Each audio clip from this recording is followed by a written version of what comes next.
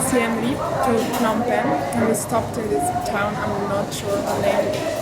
I think so 6 hours. I think we've been on the road for around 3 hours now.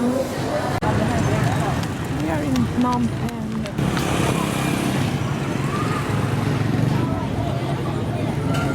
So I've managed to make it to Blue Dragon, a closed restaurant. Now this was a scary walk.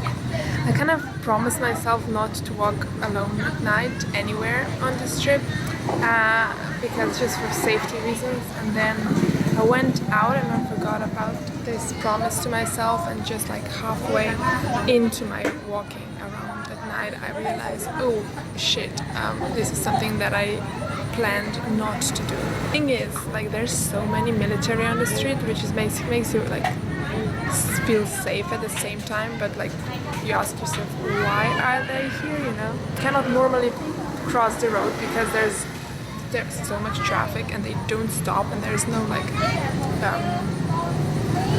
crossing for pedestrians at all. Before I left the hostel, the manager told me not to have my phone out because I had like the directions to this place on my phone, and she said like, don't keep it out because they might steal it from you. So all this information kind of gathered, and it was quite scary. And then I went through a closed park, and yeah, I'm not doing this again. It was nothing happened at all, but just the feeling it's unnecessary.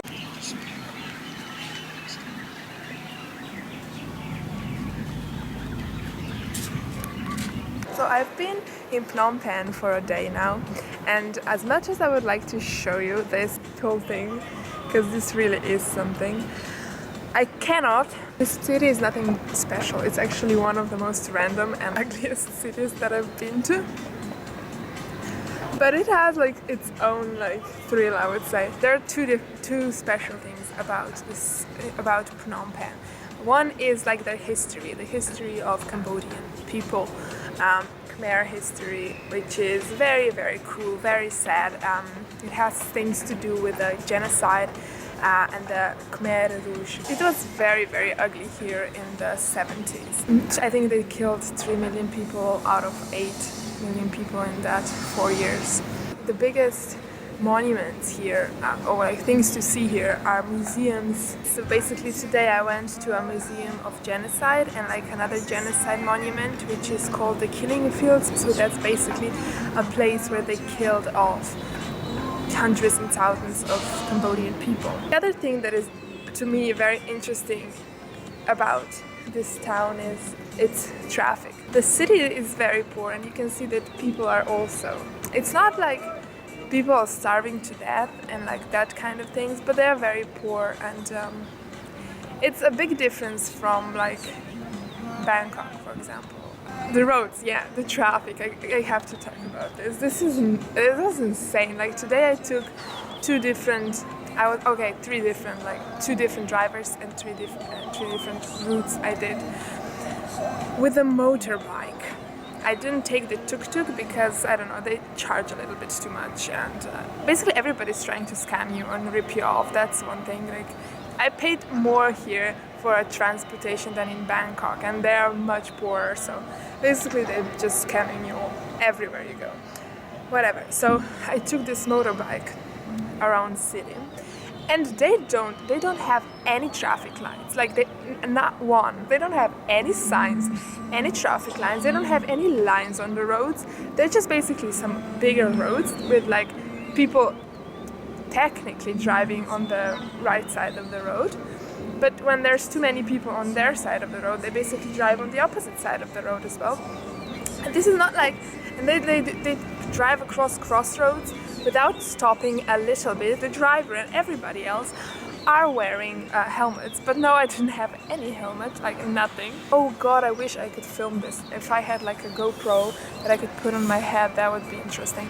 But I did not dare to like take a camera out. Families driving on one bike, bigger cars, smaller cars, tuk-tuks, motorbikes, whatever.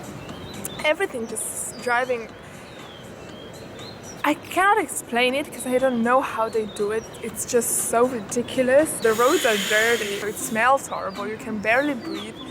Like the dust is flying directly into your eyes. For example, I could not, like, I actually have been collecting pieces of some dust out of my eyes so that I could see.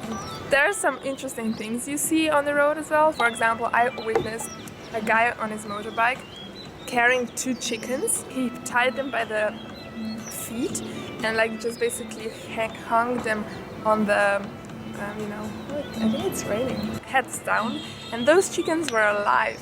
And then when I was going back, I saw a guy carrying a dead pig in the back. He had a like dead raw pig, like with his paws hanging on each side of the bike, and he was already like kind of open, half pig and half just meat, and just like driving without having it covered on like anything in the road with all the gases floating around. I'm staying in a very, very nice place, like in a hostel, but it's a neat hostel. It's very like a hotel-like hostel. A very nice place. And I just took a shower yesterday and there was no hot water. So I thought, okay, today I can finally wash my hair after almost a week. And I really needed like hot water, you know, like warm water to wash my hair. Like, I don't know. Although it's very hot out here, but I still like would like to wash my hair with decently warm water. But no, there was no warm water, and so I basically had to do it with cold water. Yeah, it's funny. I love it in a way. I love how I've never been to such a different culture. Like I've been to like places where they're more poor and like where like everything just happens, like with there are no rules whatsoever. But this is like something else. It's not like India probably, but it's like just very close to that. When I'll stop hearing "hello lady tuk tuk" every 5 minutes on the street everywhere I go, that's when I'll know I'm home.